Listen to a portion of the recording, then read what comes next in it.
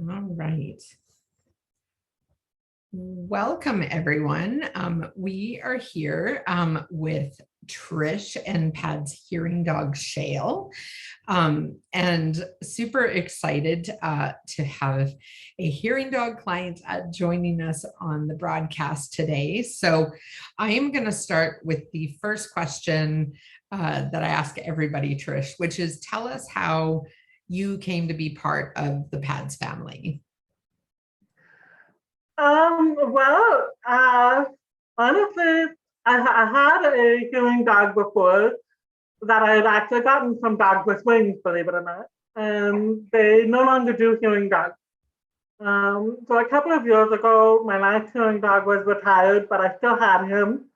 And this was literally just before the pandemic. Dogs with Wings suggested that, I should start applying now for my next dog because because of the wait time and everything like that, by the time the dog was actually available, chances are Sam, who was my last dog, would no longer be with me.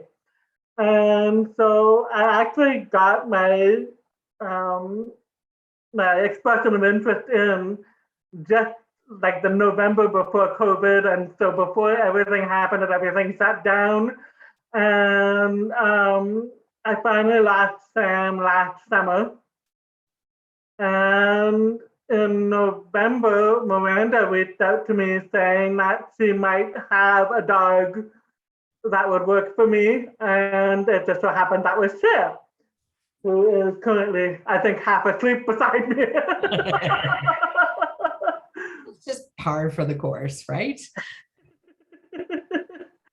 So for those of you watching, if you're watching on Zoom, you are more than welcome to pop questions into the Q&A box that you'll see at the bottom of the screen. So it looks like two little talking bubbles. You can just click on that and add your question, and we will try to answer them live on air. If you're watching us on Facebook Live, feel free to type any questions you have into the comment section, and we will try to answer those as well. So, but with that, tell me a little bit about Shale. What is Shale like? What is her personality like? Shale is an absolute sweetheart. She's pretty unflappable, very easygoing, go with the flow. But at the same time, she's got this little spark of hyperness and happiness in her as well. Usually, if I work in an office job, so usually our work day tends to be her just laying around all day. So at the end of the day, what I like to do is I just let her off loose in behind my house, and she'll do zoomies around the back for a few minutes, and she loves it. And she also likes she'll play with her toys in the yard, and she'll just be rolling around on her toy in the yard. She's just silly. Everybody needs a little bit of silly in their life, right? So it just brings so much joy. So tell me what it's like. So you said that you've had a hearing dog before. What is it like making that transition to a new dog?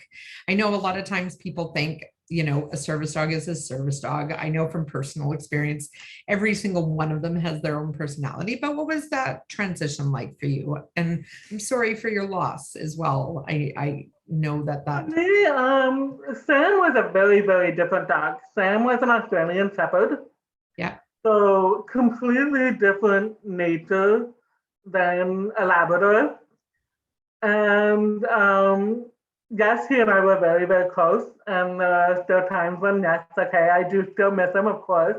But Shale is such a different personality than he is that I haven't had any kind of hard time with Shale. Like I haven't had any hard time with that transition part. Um, if Shale had been an Australian Shepherd, I wouldn't have been able to do it. And at the same time, if Shale had been a lab, I probably would be having a hard time as well. And it just so happened that it was kismet. They reached out to me about Shale right around the time that I was actually finally ready to consider another dog. because I lost Sam in July, and so by October, November, I was finally actually ready to move on, and that's when they told me about Shale. So it was fate. And Yeah. Well, it's so nice that the timing worked out that way instead of kind of feeling conflicted or not ready, or it's nice yeah, to be able to go in wholeheartedly, right?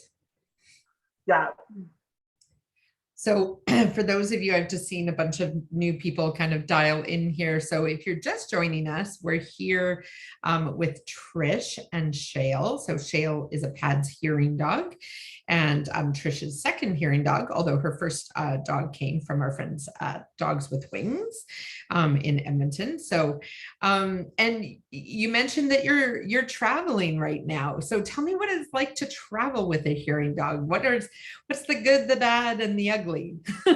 yeah. We're currently in New Brunswick. We spent a week in Ottawa before coming here to New Brunswick. Um, the actual, like, once we met her, that reached our destination, she has been fantastic. And I mean, I think she's actually loving every second of it because she's meeting all kinds of new people, and some of the friends and family we've been with have had dogs of their own, so she's had playmates to play with. She's a little tired out now because it's been like go, go, go nonstop. She hasn't been getting her daily naps. But the one thing that was a challenge was, for her anyway, was the flight. She was great. We got onto the plane in Edmonton. Going through security was great. She was fantastic in the airport. And the people at the security were fantastic with me as well. When they realized I was deaf, they just kind of used hand gestures to get their point across. So that went really smooth. On the plane itself, so leaving Edmonton, there was turbulence. And so the turbulence made Shale a bit nervous. And so then once we got cruising, she was fine, she settled down. But then we changed planes in Toronto to go to Ottawa. And so then that flight is literally just the whole time you're either going up or going down. So the whole time is some kind of turbulence. So she was actually pretty nervous on that flight. But I've got some good tips from Miranda as well as some other people as to some things I can do to make her more comfortable going back. So hopefully that'll help. I took her on an LRT as well to see how she was just with the vibrations, to get her more used to that kind of movement.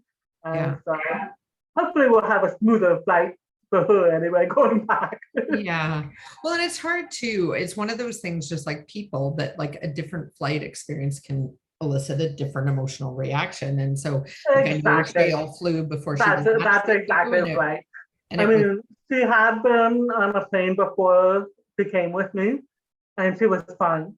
yeah. So it was, but during that turbulence at the beginning of the flight, it just totally changed the experience for her. So now she's a bit nervous. So we just kind of got to take a step back and work on that with her again. And she is so quick to pick up things, and she's so calm with everything that I have no doubt that once I find the right way to work with her, she is going to be excellent. And with Miranda's help, I'm sure we will definitely find the solution.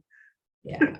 Miranda is wonderful. So, and I know for myself as well, like, when something rattles your dog in terms of whatever it is, in public or on a flight or whatever, it's just, they're like people in some ways. I don't like turbulence either. So you just tell Shale, I get it. I'm not a fan of turbulence. So we've got a couple comments here. So one is from Sabrina, who is a PADS volunteer, and she had the pleasure of raising Shale's brother, Franz. And she's wondering if Shale is like Franz, and does she enjoy barking, or is she more of a quiet type of dog? She is actually very quiet. It is rare to hear Shale bark. She did bark once just before this started because we're in a bedroom and the door is closed, and I think my dad came up the stairs, so she heard him come up the stairs. But it was just one quick alert bark, and that was it. She stopped. Usually that's what she tends to do. She'll do one quick alert bark, but then she'll pick up a toy and she'll start wandering around with the stuffed toy in her mouth. Yeah. And it's interesting how, even within one litter, you can have such very different personalities of dogs. And yeah, my dog Cadence as well is very quiet. Like, she doesn't bark at the doorbell. She doesn't bark when somebody knocks at the door. But oh my goodness, if she is playing with other dogs, we call her Constable Responsible, because she just feels the need to kind of keep everybody in line. And usually that involves yelling. So yeah, but Of course. yeah, right. So tell me how what some of Shale's skills are. How does she help support you as a hearing dog? We haven't often had a hearing dog client on the broadcast, so it'd be nice for people to hear how does she help you? Yeah, so Shale is trained for specific sounds in particular to alert me to. And what will happen is when the sound happens, she will come and she'll basically poke me with her nose. And Shale has a tendency, when she pokes you with her nose, you definitely feel it. Okay, there's no missing that poke. And then when she pokes me with her nose, I ask her, what is it? And she will lead me back to the sound. The one exception is the smoke detector. So when the smoke detector goes off, instead of leading me back to the sound, she will lay down. So some of the sounds that she is trained to alert me to, other than the smoke detector, are the doorbell, my phone ringing, kitchen timer, and she actually also responds to my name. So if somebody's calling my name, she will let me know that they're calling my name. Oh, that's wonderful. Yeah, yeah. And how has that transition been, going through team training and getting her to start alerting for you instead of her trainer? Did you feel like that process was was fairly quick? It actually went pretty smoothly. Miranda came up to Edmonton with me, and she was with Shale and I for about 3 days during that transition. And sometimes when Miranda was with us, she would alert Miranda instead of me. But then we just kept practicing until she alerted me. But at the time, I had just had surgery for a cochlear implant as well. So my father was already visiting because he was helping me practice with my cochlear implant. So he also helped me practice transitioning Shale to alert me. But right from the start, as long as Miranda wasn't there, Shale was alerting to me automatically. Oh, that's wonderful. So Shale picked up pretty quickly that I was the person she was supposed to be alerting. That's awesome. Yeah. Is there anything that you would like to share with those watching that we haven't talked about yet? Just to say, I mean, Shale has made such a huge difference in my life, and I'm sure other clients that have had hearing dogs would say the same thing. You don't even realize, like, something as simple as the kitchen timer. Knowing that I can set the kitchen timer and not have to worry about actually watching the clock, and I can just set whatever it is I'm cooking, and Shale's gonna let me know when it's time to check on it. Yeah. It makes such a huge difference. And the peace of mind, having no doubt whatsoever that if that smoke detector goes off or the fire alarm at my office, there's no way Shale's gonna forget to tell me. Yeah. So, like in the past, I've had to rely on people, and people to the best of ability, like absolutely no fault of their own. They're human. They tend to forget. So they get busy doing stuff, and they forget to let me know. Shale's never gonna forget. Shale absolutely loves doing her job. It's like a completely fun game for her, and so it's just peace of mind. It's yeah. So for anybody who's watching that's involved in the raising or the volunteer and all this other stuff, it really does make a huge difference to people. Thank you. I know I'm also a recipient, and so I have also benefited from the generosity of others in terms of these amazing dogs. So I completely hear you there, but I also think it's very cool when we do these broadcasts for people to really understand that this dog does so much beyond the skills are extraordinary, but also just that companionship and that person who's not going to forget about you, right? Because you are their number one priority. And in Shale's case, their number one funnest game of like, how do I make the cookie dispenser dispense? And how do I, play with the sounds? And that is super cool. I also always love hearing when a dog clearly loves their job so much. So that's very, very cool. So I'm just, oh, hang on one sec. I'm just looking because there's a few comments that have come in. I'm just looking. They were questions.